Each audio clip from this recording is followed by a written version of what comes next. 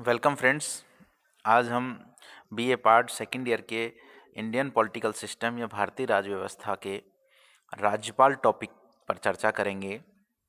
पूर्व में हमने राष्ट्रपति को कवर किया, तो हमने जिस प्रकार सेंट्रल गवर्नमेंट में या केंद्र सरकार में राष्ट्रपति की भूमिका की चर्चा की या राज्यपाल की भूमिका की विस्तृत जानकारी आपके साथ साझा की, उसी कड़ी में हम राज्यों में राज्यपाल के राष्ट्रपति के प्रतिनिधि के रूप में जो कार्य करता है राज्यपाल, उसके बारे में और उसकी स्थिति, उसकी भूमिका, उसकी स्वविवेकीय शक्तियों के बारे में हम विस्तार से चर्चा करेंगे। तो आज का वीडियो जो हमारा है उसका टॉपिक है राज्यपाल। तो आज हम देखेंगे सबसे पहले राज्यपाल की स्वविवेकीय शक्तियाँ, कि अपने विवेक से राज्यपाल किन किन शक्तियों का प्रयोग कर सकता है, जिनका उल्लेख नहीं है कहीं भी, लेकिन उसके विवेक में वो शक्तियाँ निहित है कि अगर राज्यपाल अपने विवेक से कार्य करे तो इन इन कार्यों को वो कर सकता है। इसी कड़ी में जो हमारे विचारक हैं दुर्गादास बसु और MC शीतलवाड़ा ने अपनी रचनाओं में कहा है कि राज्यपाल की कुछ स्वविवेकीय कार्य हैं या स्वविवेकीय शक्तियां हैं जो निम्न प्रकार हैं। यानी DD बसु ने और MC शीतलवाड़ा ने बताया है कि राज्यपाल की कुछ स्वविवेकीय शक्तियां हैं जिनका उल्लेख संविधान में तो नहीं है, लेकिन वो विवेक से उनका प्रयोग कर सकता है। तो वो विवेकशील शक्तियां कौन सी हैं राज्यपाल की, जिनकी चर्चा आज हम आपके साथ करेंगे। तो सबसे पहली जो शक्ति है स्वविवेकीय, वो है मुख्यमंत्री की नियुक्ति करना। राज्यपाल का यह पहला कार्य या कर्तव्य होता है कि मुख्यमंत्री की नियुक्ति करना। साधारणतः वह बहुमत दल के नेता को ही मुख्यमंत्री नियुक्त करता है। ये तो सामान्य परिस्थितियां हैं कि किसी दल को बहुमत प्राप्त हो गया और उसके जो नेता हैं, जो मुख्य नेता है, उसको वो मुख्यमंत्री हेतु आमंत्रित कर सकता है, मुख्यमंत्री पद हेतु। लेकिन यदि विधानसभा में किसी भी दल की स्थिति स्पष्ट नहीं हुई है, किसी भी दल को बहुमत प्राप्त नहीं हुआ है, ऐसी स्थिति में ये राज्यपाल की विवेकीय शक्ति पर आधारित हो जाता है कि वो किसे सर्वप्रथम मुख्यमंत्री या सरकार बनाने के लिए न्योता प्रदान कर सकता है। तो यहाँ राज्यपाल की विवेकीय शक्ति स्पष्ट हो जाती है, जहाँ पर क्या होता है, किसी भी दल को स्पष्ट बहुमत नहीं मिला हो और स्पष्ट बहुमत नहीं मिलने के बाद वो जो बहुमत का आंकड़ा है उसे भी पूरा नहीं कर पा रहे हों, लेकिन राज्यपाल फिर भी किसी भी दल को क्या कर सकता है, बुला सकता है, किसी भी दल के नेता को बुला सकता है कि आप मुख्यमंत्री पद को ग्रहण कीजिए और अपना बहुमत स्पष्ट कीजिए। तो ये भी बड़ा कार्य है किसका, राज्यपाल का।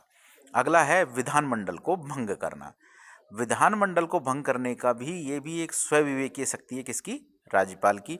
राज्यपाल को यह स्वविवेकीय शक्ति प्राप्त है कि मंत्रिमंडल को अपदस्थ कर राष्ट्रपति से सिफारिश करने की संबंधित राज्य में राष्ट्रपति शासन लागू कर दिया जाए। अब राष्ट्रपति शासन जो लागू होता है उसमें सारा नियंत्रण किसके पास चला जाता है, केंद्र सरकार के पास उक्त राज्य का नियंत्रण चला जाता है। और ये रिकमेंडेशन या ये सिफारिश करने की शक्ति किसे प्राप्त है, राज्यपाल को प्राप्त है कि राज्यपाल किन किन आधारों पर मंत्रिमंडल को भंग कर सकता है। तो वो है यदि मंत्रिमंडल को विधानसभा में बहुमत समाप्त हो गया हो। दूसरा, यदि मंत्रिमंडल के प्रति विधानसभा अविश्वास पारित कर दे और मंत्रिमंडल त्यागपत्र न दे। यदि मंत्रिमंडल संविधान के अनुसार कार्य न कर रहा हो। यहाँ ये जो तीसरा पॉइंट है कि संवैधानिक कार्यों के आधार पर वो क्या कर सकता है, अगर कोई सरकार जो शासन कर रही है वो अगर संवैधानिक तरीके से शासन नहीं कर पा रही हो, तो ऐसी स्थिति में राज्यपाल राष्ट्रपति से सिफारिश करके उक्त मंत्रिमंडल को भंग करवा सकता है। तो यहाँ अधिक उनकी स्वविवेकी शक्तियाँ प्रयोग होती हैं, किनकी, राज्यपाल की। इससे पूर्व में मैंने आपको बताया कि यदि मंत्रिमंडल के प्रति विधानसभा में अविश्वास पारित हो गया, अविश्वास प्रस्ताव, और फिर भी वो अपना त्यागपत्र नहीं दे रही हूँ, तो भी राज्यपाल अपने आधार पर उस मंत्रिमंडल को भंग कर सकता है। और अगला पॉइंट है विधानसभा का अधिवेशन बुलाना। विधानसभा के अधिवेशन बुलाने की शक्ति भी किन्हें प्राप्त है, स्वविवेकी शक्ति है, किसे प्राप्त है, राज्यपाल को। यद्यपि साधारण परिस्थितियों में राज्यपाल मुख्यमंत्री के परामर्श पर ही विधानसभा के अधिवेशन बुलाता है। बिल्कुल, ये तो साधारण स्थिति है कि भाई उन्हें मुख्यमंत्री जब इस बात के लिए परामर्श देता है कि विधानसभा का सत्र बुलाया जाए, तो वो विधानसभा का अधिवेशन बुला लेते हैं, सत्र आहूत कर लेते हैं। लेकिन विशेष परिस्थितियों में क्या होता है, राज्यपाल स्वविवेक से भी विधानसभा का अधिवेशन बुला सकता है। इसमें क्या स्थिति होती है कि जब सरकार के अधिवेशन नहीं हो रहे हों, जो मुख्यमंत्री हैं वो अधिवेशन नहीं कर पा रहे हों और किसी अन्य कार्य की उधेड़-बुन में लगे हुए हैं और विधानसभा का सत्र चलना अनिवार्य है, और उसी ड्यूरेशन में राज्यपाल अपनी स्वविवेकीय शक्ति का प्रयोग करते हुए क्या करता है, सत्र बुला सकता है। तो यहाँ ये इनकी स्वविवेकीय शक्तियाँ हैं। अगला पॉइंट है विधानसभा को भंग करना। पूर्व में हमने देखा कि मंत्रिमंडल को भंग करना, और अब हम देख रहे हैं विधानसभा को भंग करना।